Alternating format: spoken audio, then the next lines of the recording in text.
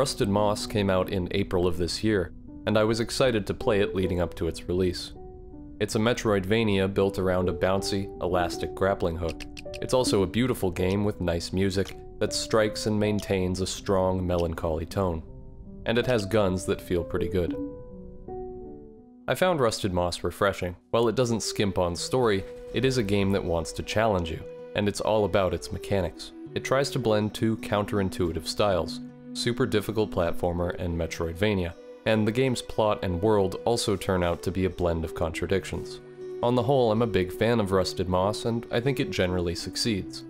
It's not without its problems, but the high points more than make up for the weaker sections. The game really shines in its opening hours. We start with just a rifle, and traversal on foot is precise and no nonsense. There's not much momentum to your walk, so you can turn on a dime, and you have a lot of air control. The player character, Fern, is designed to strongly communicate her state at any given time. She's fluidly animated, but there are also a couple of elements that I think are procedural. Her hair and arms seem to react organically to your movement, with some kind of simulated gravity. That might seem like a purely aesthetic thing, but in a hectic fight or during a grappling section, these elements help to give us a feel for Fern's weight and momentum. They help us figure out where our character is going so we can adjust. It's also a very economical way to make Fern's motion feel smooth without creating a whole bunch of extra animations. And there's the added bonus that Fern's torso and head, our hitbox, keeps a fixed and easy to read shape. So that's a great start, but what really caught my eye was the aiming. You can click to fire the rifle, or hold left mouse to charge it up. Fern is animated to follow your cursor fluidly, which is very satisfying, but also helps to remove ambiguity when you're aiming. Fern's entire body, and the muzzle of your gun, kind of point toward the cursor, and this makes it easier to line up shots while running or flying through the air. The developers obviously put a lot of thought into readability, and that pays off as the game gets more difficult. They also did it super economically. The player sprite is actually several pieces. When aiming, for example, Fern's arm sprites are being rotated on the fly. There's no pre-made animation, but the hard-edged pixel graphics give the game a clean look that you could easily mistake for traditional animation. All of these decisions make Fern's motion very fluid, and they give us a stronger sense of control since the character is always offering visual feedback on our actions. I usually know that I'll love a game if I can enjoy its mechanics in total isolation, and Rusted Moss is one of those games. Jumping around feels great, aiming weapons is pleasantly fluid, and firing them sprays shell casings all over the place. They nailed it. The first few areas are also packed with different places to go, each of which offers cash or upgrades. If you've never played a game like this, these sections teach you to explore the whole map. But they also tell us that Rusted Moss is more focused on challenges than secrets. Upgrades are rarely hidden from you. They're instead gated by self-contained grappling hook challenges. The upgrades are important, but since you can skip some of them, the developers have some leeway to explore more difficult or tricky level designs, while still offering the player a useful reward for completing them. I went into it expecting the Metroid special of breakable walls everywhere, but Rusted Moss has just as much in common with a game like Celeste as it does Super Metroid. Rusted Moss's challenges are much closer to the optional strawberries you can pick up in Celeste. The strawberries don't serve a practical purpose, but Celeste is a very linear game that's all about platforming, so that's not a problem. The world of Rusted Moss is a maze, and progress through it is gated by enemies and gear. These challenges grow our power and abilities, so they give us a tangible sense of progression even as we backtrack through the game's tangle of different screens. But the main event is the grappling hook, which you unlock after dispatching the first boss.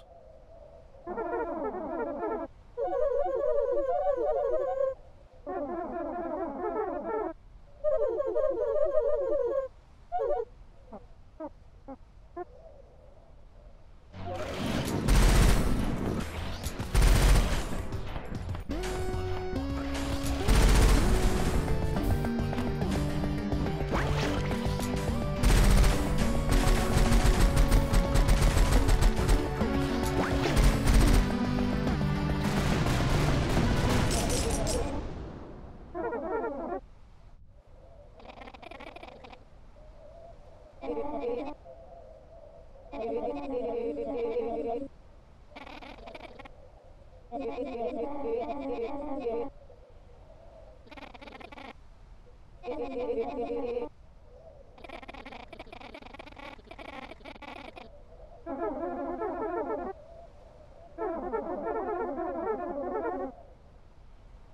can latch onto this green fairy moss and fly through the air, or, more likely, into spikes or a bottomless pit.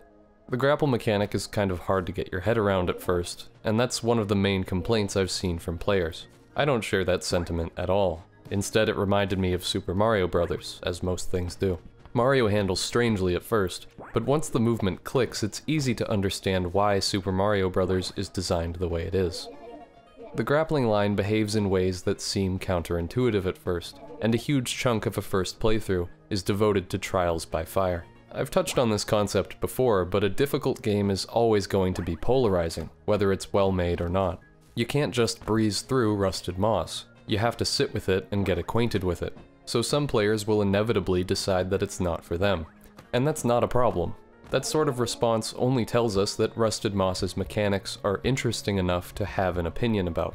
A game isn't rewards and cutscenes, it's what you do on the way to those things. Rusted Moss's greatest success is that movement is fun, interesting, and puzzling for its entire playtime, and you'll still be picking up new tricks at the end. Even with some issues that I'll discuss later, Rusted Moss is absolutely carried by Fern's incredibly well-polished abilities. The grappling line is sort of like a bungee cord. Fern's weight and momentum affect the way it stretches and snaps back, and, consequently, the distance and height she can travel. It's very sensitive to Fern's state, and you have to develop an intuition for how it works.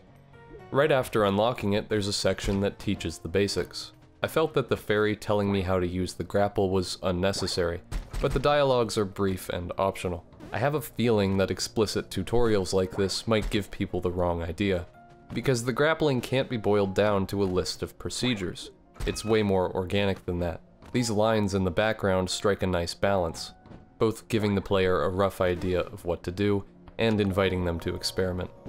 And when you do experiment, you'll find that grappling feels absolutely fantastic. While traversal can be frustrating at times, it's frustrating in a way that made me want to throw myself at it over and over. The idiosyncratic grappling mechanic is fun to watch, and it offers a built-in sense of progression, since your movement looks and feels more elegant as you get better. It also gives the game some dynamics. Movement on foot is reassuringly heavy and precise, while grappling is fast and elegant. The sheer number of possible movements gives Rusted Moss a very high skill ceiling, but it also has a deceptively high skill floor. That's a good thing, but I think that some of the systems that surround the grappling are unnecessarily punishing, and there's a sort of cleavage right where Metroidvania meets precision platformer. Rusted Moss is a game of contrasts. Its plot is a conflict between the technological forces of humanity and the magical forces of the Fae.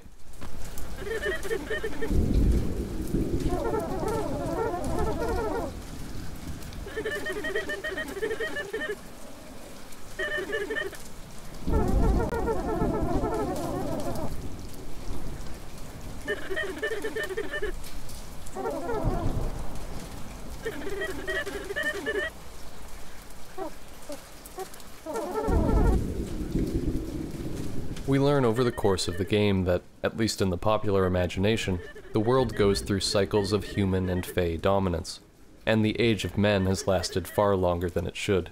These ages are, or were, total shifts in the way the world works. The ages of man usually have no magic, while the ages of Fae are, presumably, free of human technology. Touching iron hurts the Fae, and I assume that the fairy moss corrodes or damages steel.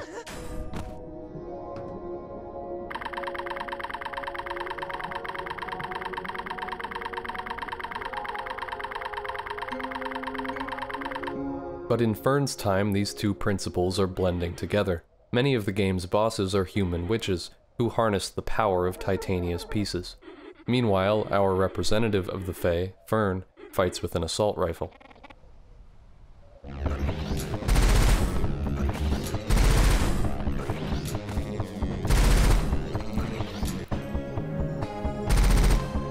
Pretty much every boss fight blends magic and technology in some way. The game has several mechanical bosses, but these are machines with fairies trapped inside as a source of power. There's also cruelty on every side. Fern came from a lab where Fae were imprisoned and experimented on, while the Fae delight in kidnapping children and tricking people in horrific ways. The game gets its concept of fairies from English and Norse folklore, so they're not very nice to humans. It's basically an accelerationist fairy tale.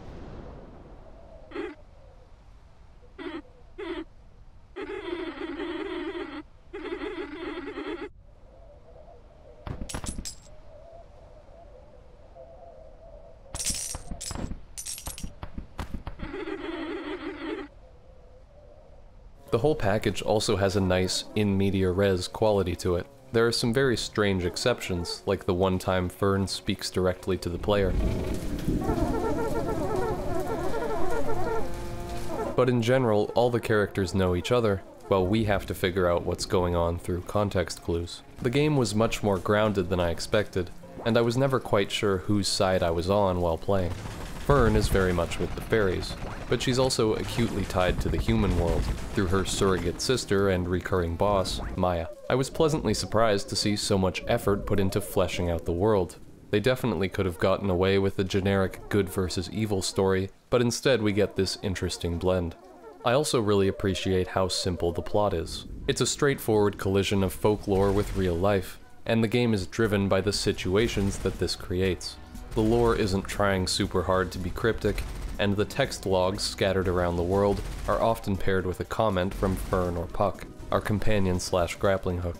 The lore actually feels relevant to the events of the game, because it fills in some of the question marks about Fern's life, and because the characters actually have feelings about it. I think a lot of people intuitively draw a line between mechanical games and story games, but Rusted Moss is one of the many examples of a game doing both. For me, a game's writing is all about creating an interesting, historical backdrop that gives our actions some larger meaning. While the events of the plot are usually better conveyed through gameplay, the way a boss fight feels is way more important than what the boss says. Just look at the Gwyn fight in Dark Souls. Even without the music, it's obvious that we're fighting somebody who is totally withered. Rusted Moss is not the most complicated game in the world, but boss fights usually say something about the character you're fighting, which is then reinforced through dialogue. If there's anything to criticize in Rusted Moss, it's the mountains of text scattered around the world. There are logs, notes, and prophecies all over the place, and sometimes these even take the place of a reward. The thing is, I didn't notice the extent of it until I started editing. While I was actually experiencing the game, I enjoyed this quite a bit, and I think text logs are actually a really good fit for Rusted Moss. The gameplay is very intense, and it demands a lot of focus. At the same time, the game is not trying to be super immersive, the way Rain World is. Rusted Moss's world is full of obvious puzzles and challenges. It's a game built around fun game mechanics, and not a high-concept existential ecosystem simulator. Immersion might be the wrong word, but I felt invested in Rusted Moss's story because it gave some bigger stakes to a game that's already fun. Considering all that, the frequent text logs work for Rusted Moss because they offer us a second to breathe. They are a few seconds long guarantee that nothing will ambush us and there won't be any impossible grappling. Placing a computer after a challenging section is a useful tool for pacing, and even if there's a lot of reading in absolute terms, an individual log will only have 1 or 2 screens worth of text. Rusted Moss's design is also a counterintuitive blend. I keep coming back to the Celeste comparison, and parts of Rusted Moss are in that vein of a difficult platformer with fast restarts. But it's also a Metroidvania, so it has mob enemies, an HP bar, and a fairly open world. Neither Super Metroid or Symphony of the Night have very punishing or difficult platforming, and there's a good reason for that. Dying puts you back a long way. Movement upgrades in Super Metroid are usually keys to doors. You can move underwater, so you can go to Meridia. You have the sprint, so you can break down a wall. These aren't difficult maneuvers to actually pull off. Adventuring, searching for stuff, and fighting bosses is the focus. I think Rusted Moss does a pretty good job blending the two styles, but there are some jagged edges. First and foremost, if you want challenging platforming sections, you need to handle death very carefully. Making the player walk a long way after a death would be a waste of their time, so save points are generously sprinkled around. So far so good. But there can't be save points every few feet, because they show up on the map, and ideally they'd indicate important areas. There's gonna be lots of endgame wandering, so having some points of interest on the map is good. Saves also diffuse the tension, and you want the game to feel like it has stakes.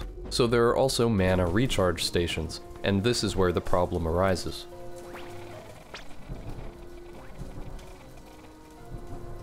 Fern can heal at the cost of mana, which means a mana source is effectively a full heal.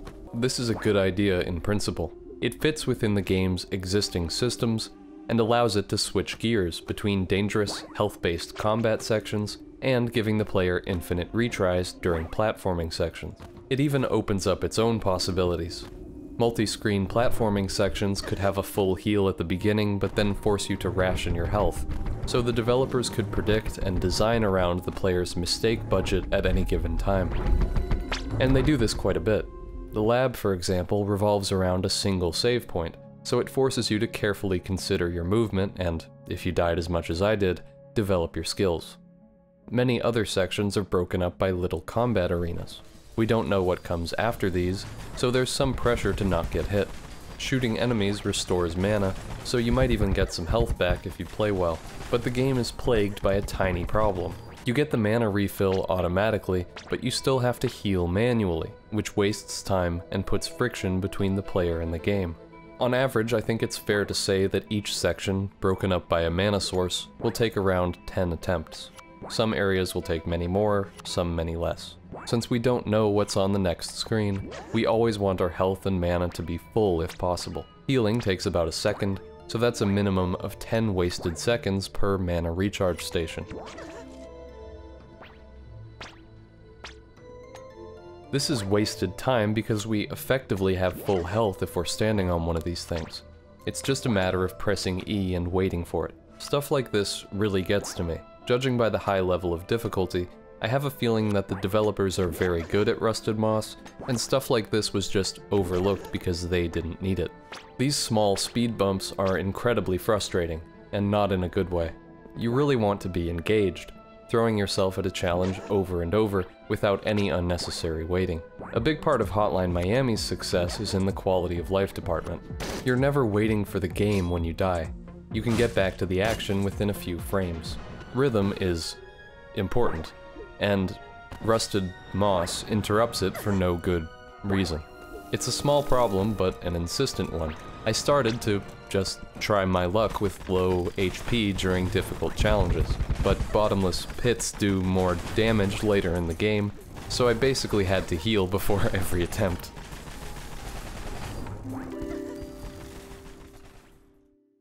Metroidvania is more of a structure than a genre unto itself, and you can fit a lot of stuff into that mold.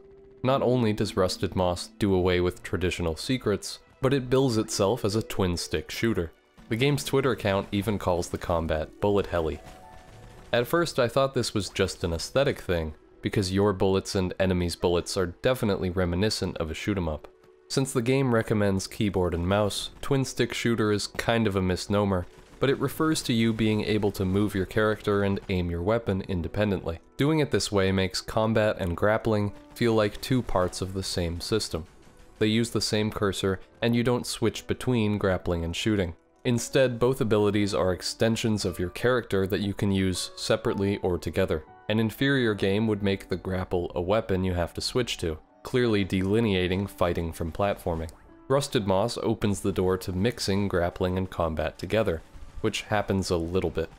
Rusted Moss doesn't have the ubiquitous iframe dodge, so the grapple is sometimes useful for avoiding attacks. However, I found that most enemies kind of nullify the grapple, unless you just want to run away from them. The best description I can give you for Fern's hitbox is confusing. Parts of it seem too large, others too small. That's fine for a conventional Metroid game, but it makes dodging feel inconsistent.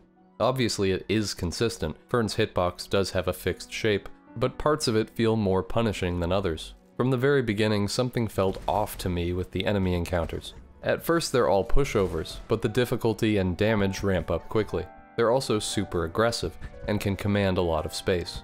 taking damage feels appropriately bad. Your grapple and momentum are broken, which can lead to taking even more damage, and control is taken away for a second as Fern flinches. None of that is bad in and of itself, and the way enemies control space forces you to move and adapt. We're obviously supposed to use Fern's moveset to our advantage, either to run away from enemies or dodge them and counterattack. But it just doesn't quite happen for me. There's never enough space, or the grappling hook is too imprecise, or the enemy attack is too large or fast or unpredictable. I ended up just running in close and blasting everything, taking damage as necessary. It can be especially frustrating when you're locked in an arena, and 3 enemies suddenly spawn and then the entire screen is covered in bullets. I'm not confident in saying that it's unfair, but it certainly feels like you have to take damage sometimes. This could be a skill issue, but I have 100% completion, so if that's the case, there must be some skill the game isn't teaching me. It seems like Rusted Moss wants you to move to avoid damage, but often there's nowhere to go, or a little bounce in the grappling hook makes you eat a bullet anyway.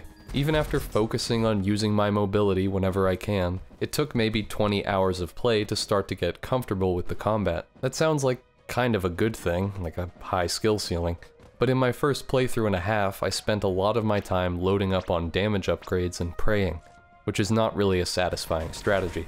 Fern's hitbox is a big part of the problem.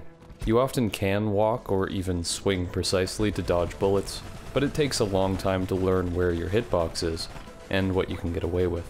Learning it is just a matter of memorization and time, so it's not engaging the way learning to grapple is. If you don't want to tank a lot of damage, then you have to master the game before you can handle enemies effectively. For a new player, this creates brick walls of difficulty every few rooms, where nothing you try to do actually works. Rusted Moss's enemies are not those pushovers from Metroid. The best use of mob enemies is in some of the challenge rooms, where they're contained in boxes and you have to climb toward some reward while avoiding their attacks. Their position relative to Fern is less important, and you don't have to get up close and personal, so you can just focus on efficient movement. Another good combination is weak enemies paired with other damage sources. There are a few rooms in the Ichor refinery like this, where small, not very dangerous drones are paired with moving blobs of Ichor. The enemies force us to adapt a little bit, while we tackle the very predictable challenge of dodging the Ichor. These are exceptions though. As the game progresses, enemies generally get more health, aggression, and damage. They're harder to run past and they represent a bigger threat, so dodging is kind of off the table. In isolation, none of the elements on offer are bad. The guns are a lot of fun to use, and they have distinct uses, even if I defaulted to the pistol or rifle most of the time. But there are enemies in most rooms, and for me they were constantly interrupting the game's main appeal, the grappling. Pixel-perfect dodging just isn't on the menu, if you have to use a bungee cord to do it. However, when the combat really matters, I think it works well. The game's bosses are all great. They're very aggressive, like regular enemies, but the encounters strike a more satisfying balance between combat and evasion. These bosses are a kind of main course. They're not something you can decide to just damage boost past. Combat is on our mind during these encounters, so it's not like they're getting in the way of the grappling.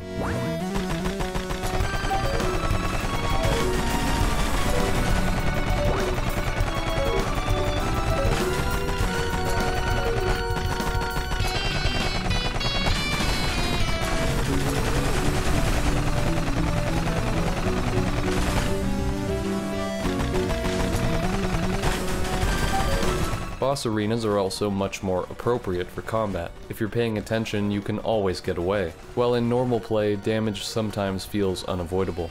Take the boss Freya for example. She removed her heart so she can't be damaged directly. Instead, we have to run around the arena and take out pieces of her heart as she chases. These two ideas work well together, and they work well with Rusted Moss's movement. Freya is always on your tail and fires long-range beams, so you need to be moving between pieces of cover, but you also need to snipe pieces of the heart. That creates a nice ebb and flow where you try to get an edge on Freya, to find an opening that lets you attack her.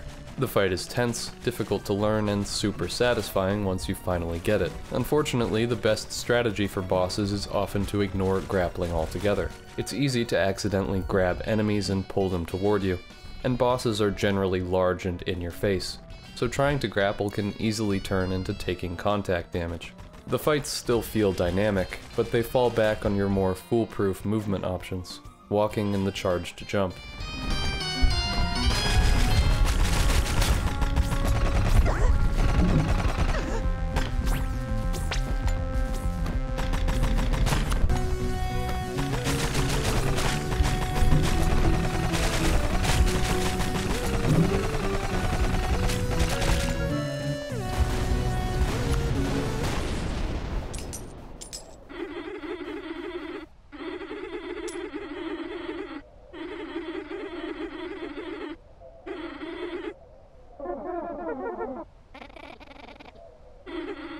There are lots of fun boss ideas, and I think they live up to the bullet hell concept much more than the mob enemies do. They don't just have the aesthetic of a shoot 'em up, fighting them actually mimics the process of learning one, working out how you need to be moving during different phases, or when you need to adapt versus memorizing a pattern. The number of bullets is very much a stylistic thing. You're not going to be weaving in and out of these bullet patterns, they're effectively areas of damage, but they look great, and they give Rusted Moss a strong identity. There's nothing else quite like it. Lenore is another standout, and I think her fight does the best job integrating the grappling hook. Her attacks use Ichor, which deals damage if you're immersed in it for too long. She can't be hurt normally, but if you use one of the generators in the room to turn the lights on, she'll run from you and you can damage her. There are still pools of Ichor you have to avoid, and grappling is the best way to do that, so it integrates into the fight very organically.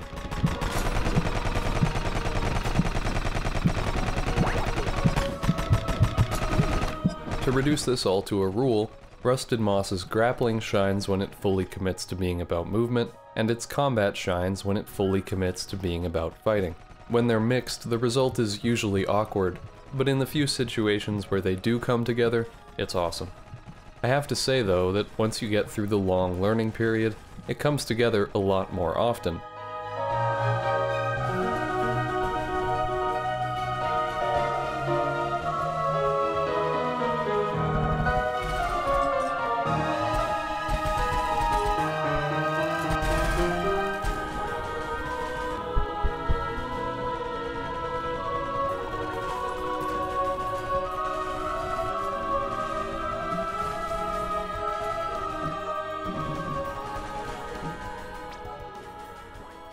Fights are tense, dynamic, and visually spectacular.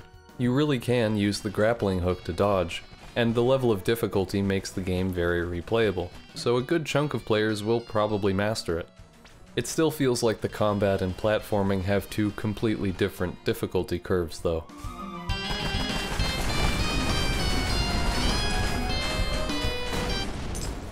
Like it or not, the combat is important to Rusted Moss's identity.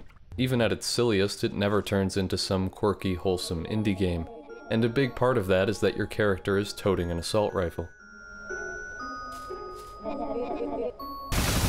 Even if they didn't stick the landing, the best parts of Rusted Moss carry the weaker ones. And really, at worst, a death will put you a few screens back. The annoying stuff is insistent, but it's worth looking past the problems. Rusted Moss is beholden to its level design to make everything work. That's kind of obvious for the grappling sections, but it's even more true when you add enemies into the mix. Some enemies are a lot to deal with even on flat ground, and more often than not they're situated over some pit you have to cross. Each screen feels gamey, but that's not a bad thing. Immersion in Rusted Moss is driven by its mechanics. I cared about it because the movement feels good and I wanted to overcome its challenges. The game's very intentionally laid out screens are a way of giving the mechanics the spotlight, and the fantastic art keeps them from feeling too much like game designerly puzzles. The haziness of the game's lore works to its advantage here as well. The world is dotted with labs and facilities, so there might be a very good reason that all these creatures are in little boxes. The game strikes a nice balance of function and beauty, like in this room where the background gives you a hint you should climb upward.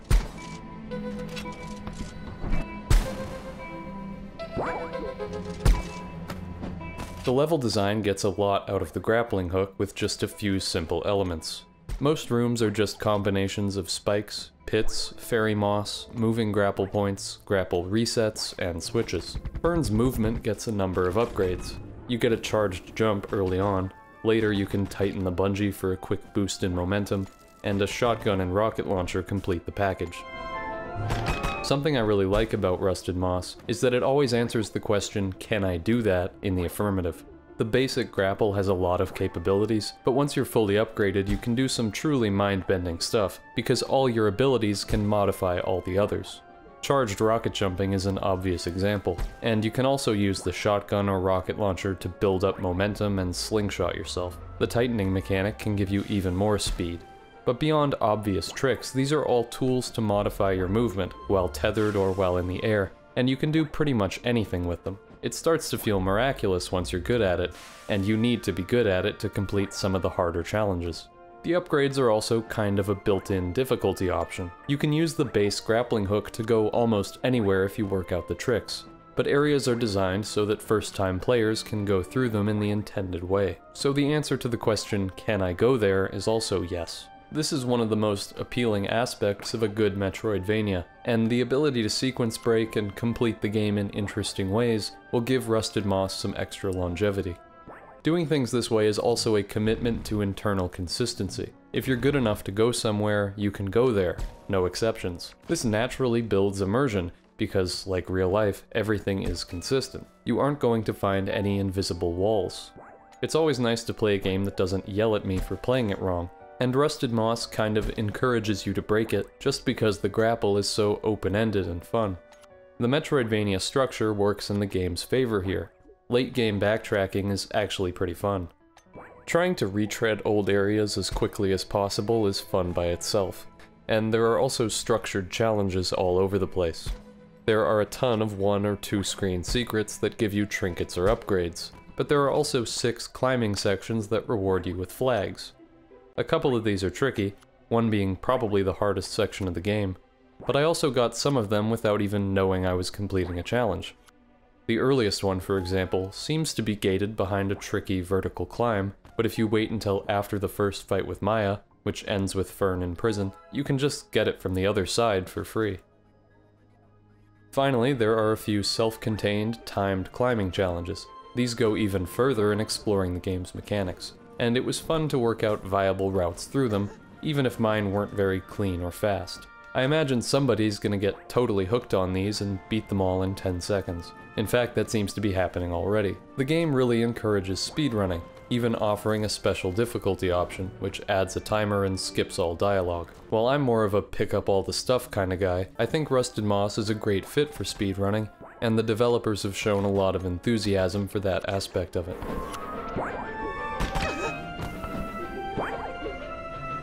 I mentioned Metroid and Celeste earlier, but you've probably already made the Hollow Knight connection. I only bring this up because I find the similarities interesting. There may be other games that did these things first, but call it a hunch. I think the developers were inspired by Hollow Knight. Fast travel from set areas, the way money scatters when you kill something, the way you get mana from enemies, the way the player heals, and the way trinkets work are very similar in both games. The trinkets themselves are mostly focused on combat. I imagine Rusted Moss would be truly impossible to balance if it had any more twists on movement, and it's nice to have a clearly delimited set of movement options anyway. The heavy ammo and wing clipper trinkets expand your movement a little bit more, but these are never required. There's a surprising breadth to the trinkets, but by their nature they don't change the game's feel very much. Getting a shield when healing is nice, since I got punished for healing pretty often, but I mainly used trinkets that increased my weapon's range and damage. A couple of them are also great for the endgame.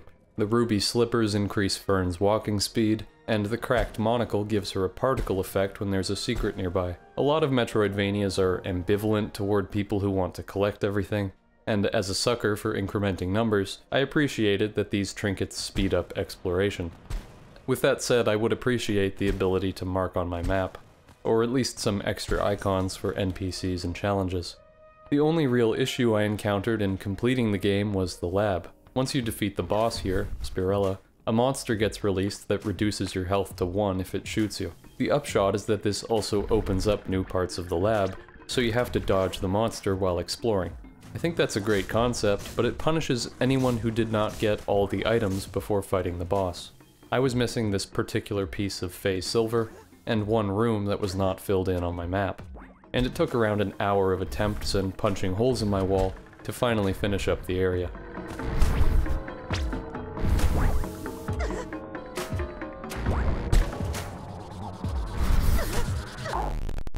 These parts of the lab are possible with the monster, but they obviously weren't designed around it. I do like the tonal shift that happens after the monster gets released, though. The lab suddenly gets red emergency lighting and hectic music, while this formless white thing is constantly pursuing you. It's one of the only enemies that can follow you across screens, and paired with its damage output, this makes it feel like a real threat, rather than just an obstacle.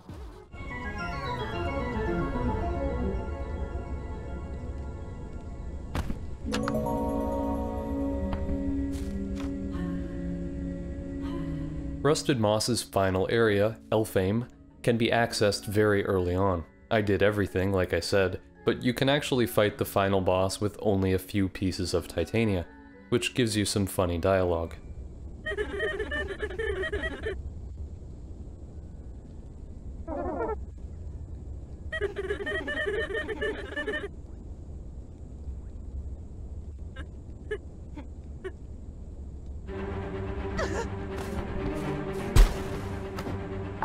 The area introduces another twist to movement. Fern can float around freely, but these beams of light pull her up and down. Changing up the game's movement is a great idea here.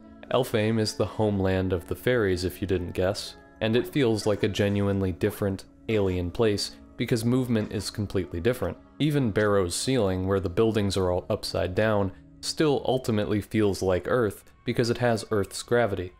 Navigating these sections can be a bit slow, but Elfame is a small area, so the new gravity mechanic doesn't overstay its welcome. It's mostly a place for wrapping up the story, with a climactic shift in movement, visuals, and music. The recurring characters Nell and Eli have their final battle here if you progress their story enough. Eli is a human deserter, and Nell hates traitors, so they aren't the best of friends. You can interfere indirectly while they're fighting, to help one or the other. The Cricket Bone Whip, a trinket you get for collecting all 6 flags and beating a difficult timed challenge, lets your grappling hook cancel bullets. I actually had some trouble with this encounter, but it's not too hard to just cancel the bullets of whoever you want to lose. As a freedom lover, I helped Eli.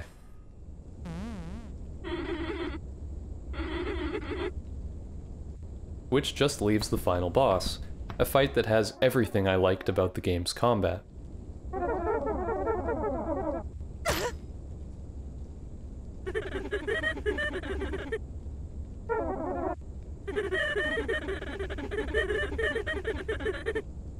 Despite the large amount of lore, Rusted Moss's actual plot manages to say a lot with very little writing, and I clocked the Seer as weirdly malevolent from the beginning, both from her character portrait and her dialogue. So I wasn't too surprised to find that she was the final boss. The fight again stresses mobility, and the Seer will teleport right on top of you if you're standing still. She also uses some fantastic looking bullet hell patterns to force you into cover.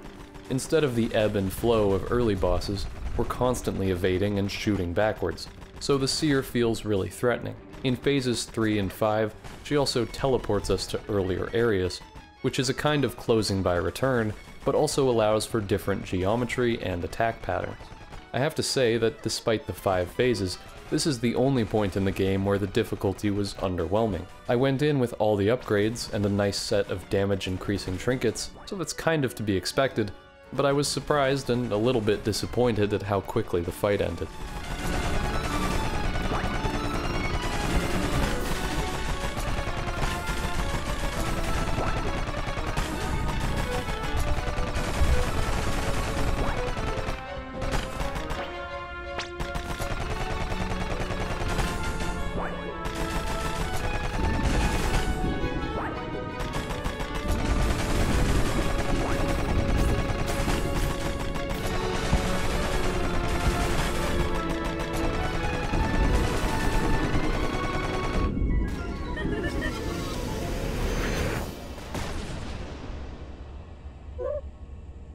I'm only going to talk about the first ending.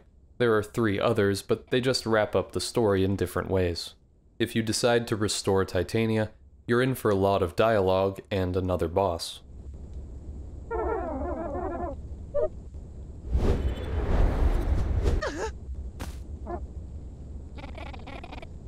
The writing is good, but it explains a lot of things that are pretty easy to figure out through context clues. There's a prophecy or story that's introduced early in the game and slowly fleshed out, that a beloved child will come and extend the age of man, potentially forever. There are 5 tablets right at the beginning of Elfame that explain it. There, the story is told in past tense, but Maya, Fern's adoptive sister, believes the beloved child is part of a prophecy, and she wants to extend humanity's reign by finding this kid. As we play through the game, there's also something obviously going on with Puck, and the big reveal is that he is Fern's real brother. A lot of the beloved child story gets retold, but the details are pretty brutal. Robin kept the Age of Men going by giving Fern away to the fairies, and she never forgave him. The grand irony here is that Fern's plan is basically an inversion of Robin's. She is willing to sacrifice Maya to bring back the Fae.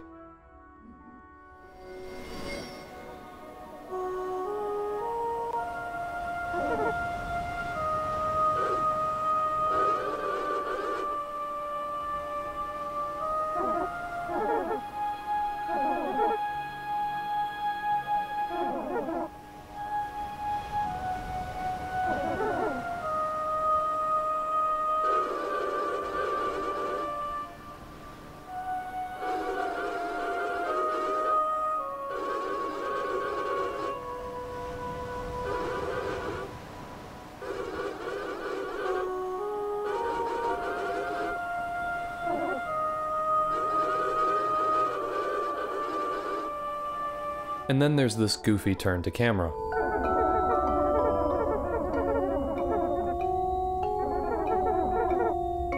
You can use it to bust some sick lines. Here, check this out.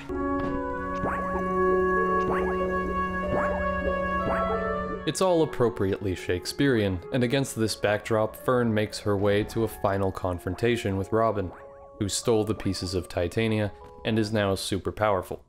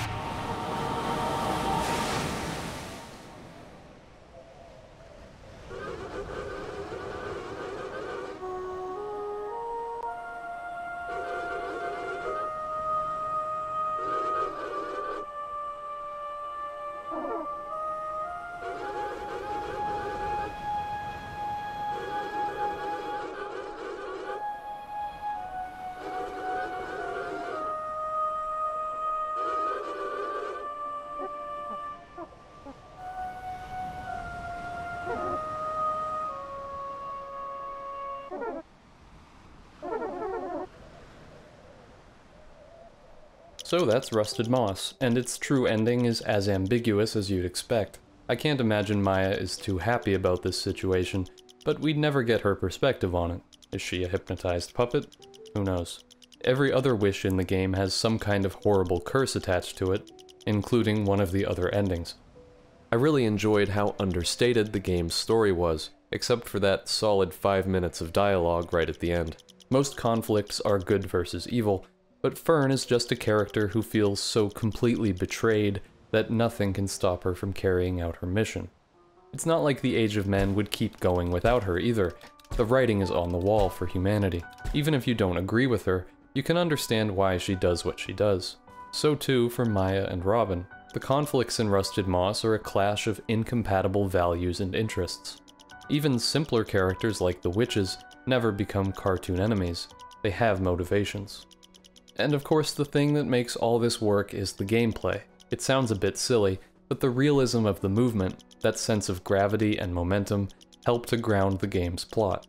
These mechanics keep our attention on the space and layout of the world, and make us acutely aware of our place in it. The Metroidvania elements again give us a sense of a continuous world, whereas in a linear game, the last level ceases to exist once we beat it.